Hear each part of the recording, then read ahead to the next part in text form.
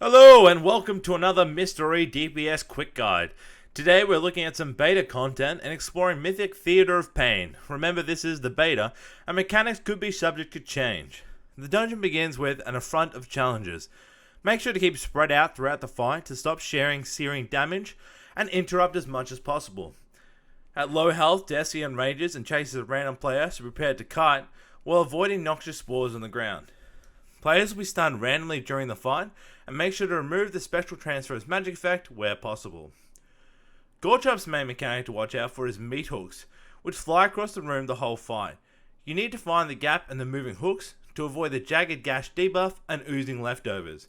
Gorchup's casts Tenderizing Smash, which pulls all players in, which can overlap with meat hooks, so save movement abilities. Zav the Unfallen is fought in a small room, and you need to avoid three major abilities: a cleave which covers half the room, a slam in front of him, and a large circle crash around him. Focus banners when they spawn, as they reduce movement speed by 15%. This dungeon also introduces a new really cool mechanic, where two players are brought into a duel, and the winner receives a damage buff and the loser receives a damage debuff. If players last longer than 45 seconds in duel, they both receive the damage debuff.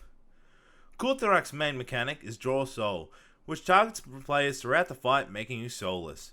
At this point, you need to reclaim your soul as quickly as possible, as a failure results in possession. You need to spread out to avoid sharing Phantasmal Parasite, and watch your feet for Grasping Hands. While Dratha the Endless Empress is the final boss within the Theater of Pain.